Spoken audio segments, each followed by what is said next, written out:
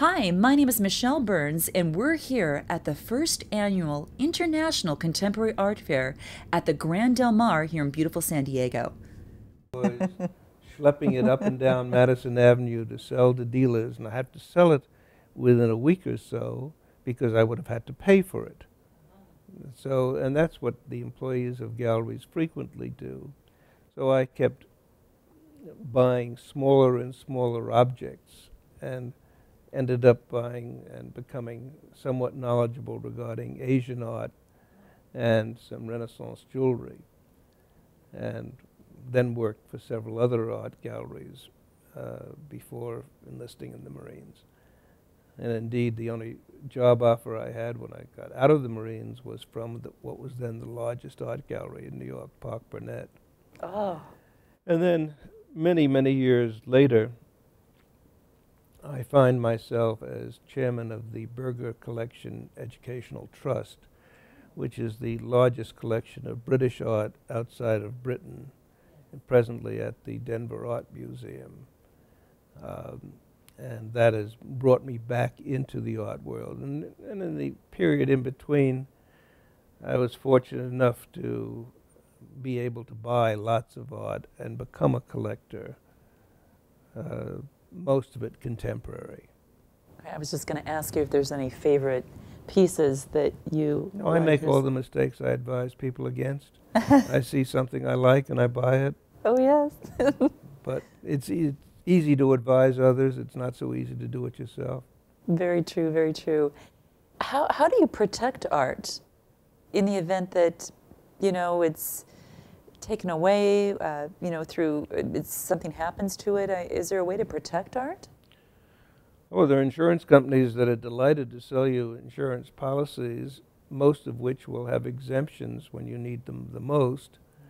But we recently, we being the Berger Collection Educational Trust, financed the first insurance company allowed to sell provenance insurance, title insurance for art. Oh, okay.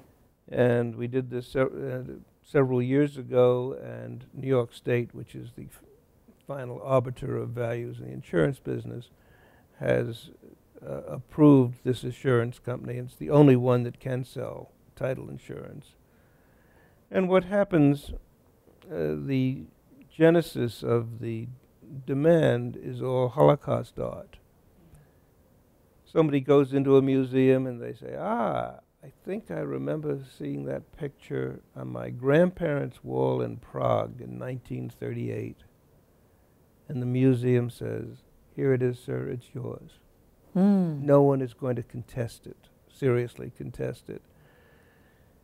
And it's not only Holocaust art, but it's art that has liens against it. It's art that is involved in a marital dispute. It's art that, for one reason or another, does not have clean title. And so there is a natural need for an insurance company to assume this risk.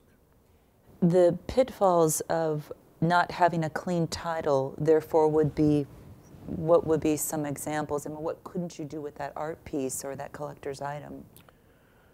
Well, the basic law is very simple. You cannot give better title than you possess. So if indeed you have a work of art that has been stolen, it can be taken away from you by the legal owner at any time without any compensation. And you bought the art from a legitimate dealer. That dealer bought the art from another legitimate dealer. But that art came, some GI took that art in 1944 or 1945. So nobody since then has had clean title. So the issue is the same as it is with any object. You only have the right to it that is legitimate. Very interesting. I bet you, even for myself, I'm finding I am so aesthetically moved by art itself in terms of the emotions when I see it, that I am probably pretty much one of those buyers that would just go out of sheer emotion, a feeling that it provoked, and I would like to, buy the art itself. I don't think of the legalities behind that so much, but this is very interesting to know because I've never kind of investigated it so much. Well, very few people do. Right. The coverage has not been available up until a year and a half ago. And as I say, it's really the Holocaust art that has brought the matter to public attention. But you have issues, all pre-Columbian art in the United States, according to Ecuador and Peru, is stolen. Much of what is in the museums in London and New York, your Egyptian mummies. The Egyptian government takes the position that they were all taken illegally.